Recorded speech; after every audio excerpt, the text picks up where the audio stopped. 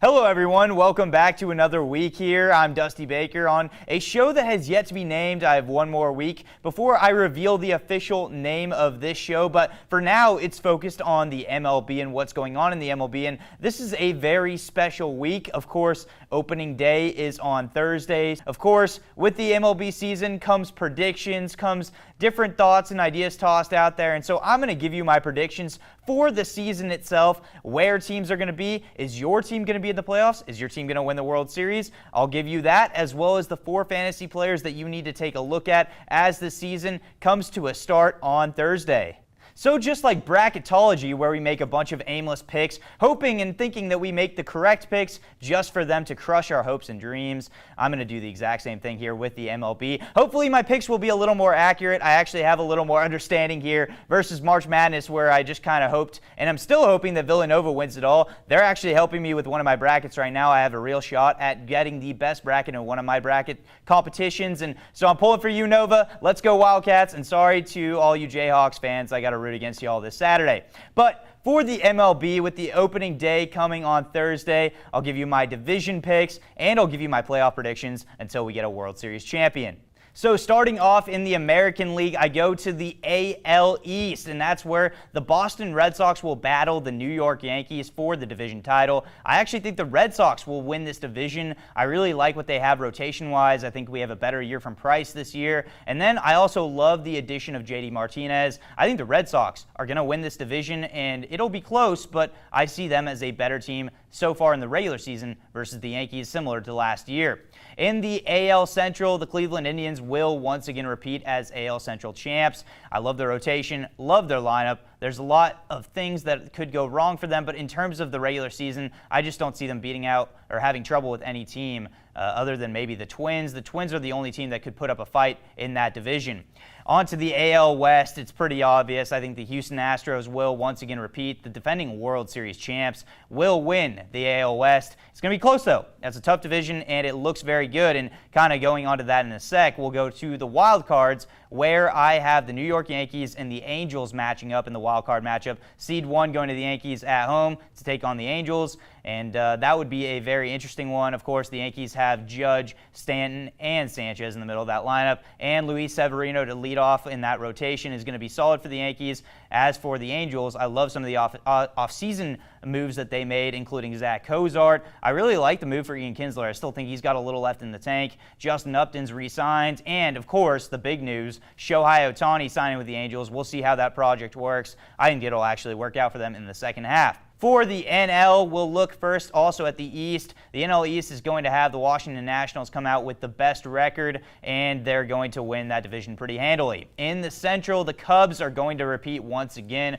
I like their rotation. I love the addition of Yu Darvish, and the lineup is honestly one of the best that you'll see in the MLB today.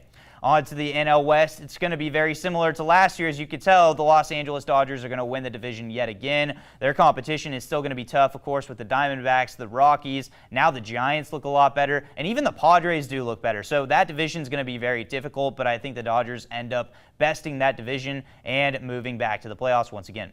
And for the division, in terms of the wild card, I believe that the Brewers are going to be very interesting because the Brewers have Christian Yelich coming to the team. They also have an injury that they're going to have to deal with during the beginning of the season, but at the end of the season, they're going to have Jimmy Nelson come back. He was a stud last year, and I love what the Brewers have in the bullpen. I think Corey Knebel to shut it down is one of the best closers out there. So look for the Brewers to get that #1 seed in the wild card to take on the Arizona Diamondbacks, the team that, of course, won the wild card game last year, and I love the Diamondbacks rotation. We'll see how the offense does in the humidor, but I think that the Diamondbacks and the Brewers are the 2 best teams outside of the 3 that I named to win their divisions. Now, moving on to the playoffs, it's going to be very interesting to see how this all works, but we'll start with the American League. Of course, the Astros will have the best record going into the playoffs. They'll have home field advantage throughout the playoffs, and they will take on the wild card team that wins. I think the wild card team that's going to win is the Yankees. They have too much there in the lineup.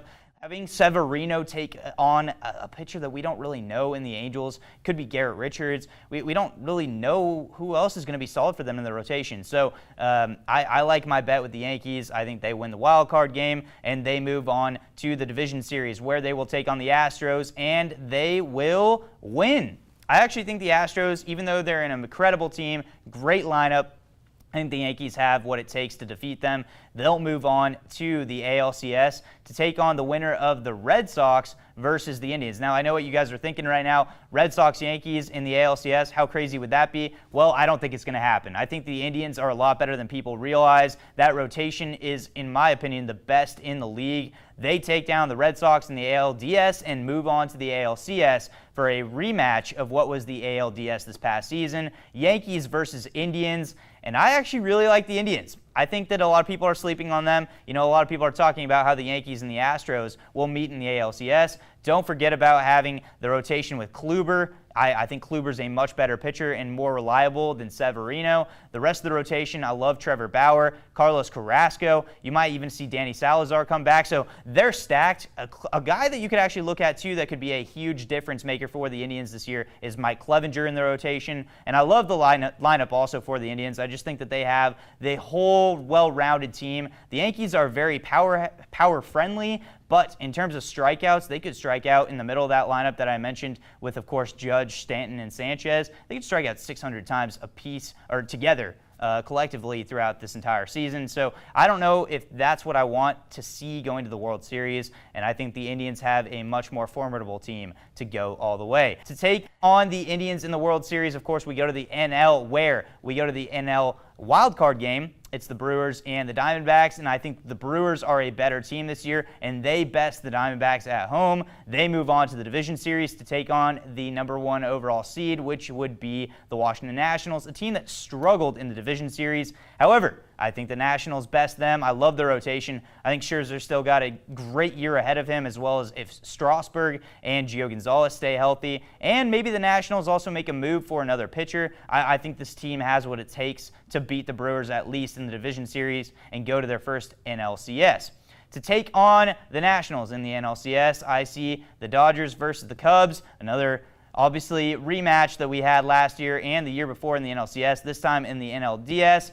The Dodgers best the Cubs yet again this year. The depth of the Dodgers is pretty unreal. You know, losing Justin Turner in the first half of the season or the first month or so is going to be really difficult. But I think what you'll see as the season progresses is how many players they have to follow up with players in the lineup. They have so many guys coming off the bench.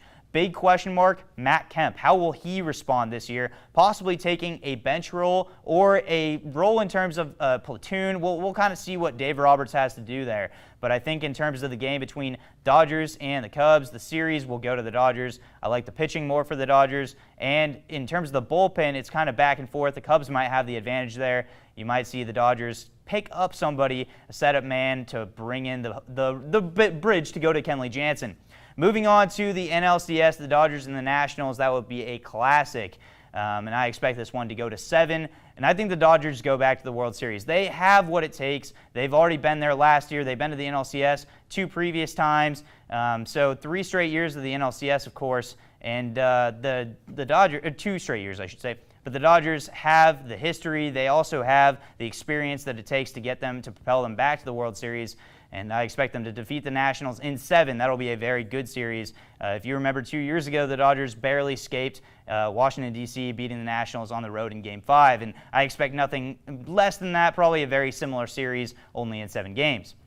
Moving on to the World Series, I therefore have the Dodgers and the Indians, and it's going to be a very interesting one to have Corey Kluber face Kershaw in Game 1. Of course, you have 2 great bullpens, 2 great lineups, both with great depth as well. I'm very fascinated by this matchup. I thought this would be the World Series last year, and of course the Astros emerged. So I expect the Indians to look the same that they do throughout the entire season. I think the Dodgers' depth is going to be fantastic. But when it comes to the World Series, what we saw last year was a complete show of home runs. We saw a ton of RBIs come in there. Not a lot of pitching because of the pitching in the later halves of the innings. The Dodgers really struggled in the bullpen. Let's put it that way. Dave Roberts made a lot of moves that ultimately cost them games. Game 5 especially was a rough one to watch if you're a Dodgers fan out there. And I think the Dodgers might face the same situation this year, and they don't have Brandon Morrow in the bullpen as well to lead to Kenley Jansen.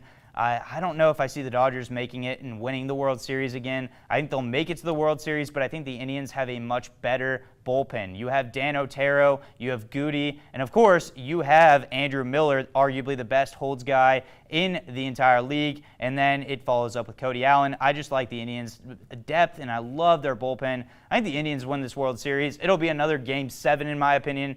I expect the Tribe to finally win their first one in, what has it been, 70 years? So I have the Indians winning the World Series this year in 2018, an exciting year indeed.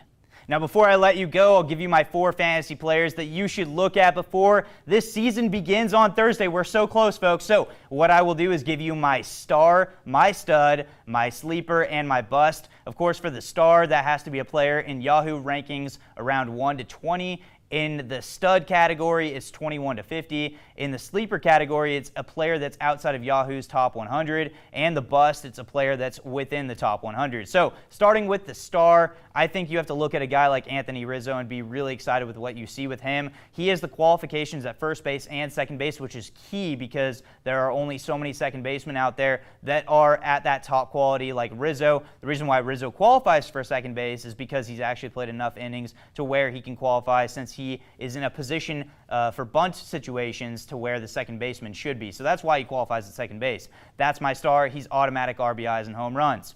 In terms of for the stud, I look towards the Yahoo rankings and I go around 30, 31, 32. I'm going to the pitchers at 32 with Jacob deGrom of the New York Mets. I think that's a much better team this year. I actually think they might have a chance to be a sleeper. They could make a push for the wild card, and a big reason why is Jacob deGrom is still Jacob deGrom. He'll get you strikeouts. Great K per 9 for him. Last year he went 15 and 10. I expect that number to rise to maybe around 18 and 8. So good numbers for the 8th pitcher listed in Yahoo rankings. I really like what I see from deGrom. Go and get him if you can. Now for the sleeper area, of course, we kind of go just outside of the top 100 to 121 in Yahoo rankings, where there is a young stud brewing. I think all you St. Louis Cardinals fans out there should be very excited for what you see from Luke Weaver. He's a great pitcher, has amazing stuff. He already proved it last year, a 3.88 ERA. His whip is a little high. Last year was 126, but that just comes with youth. He's also a strikeout pitcher. His K per 9 was over 10. Expect wins to come easily for this guy on a team with the Cardinals that should still win some games for him. I could see a year where he goes 15 and 5 for all we know. So in around a 3 ERA, keep your eyes peeled on him. He's just outside of the top 100. He is going to be a stud. Now, as far as bust, we go within the top 100. And I give you a player that I actually have on one of my teams as the bust, which is Billy Hamilton. If you like stolen bases, this might be your guy.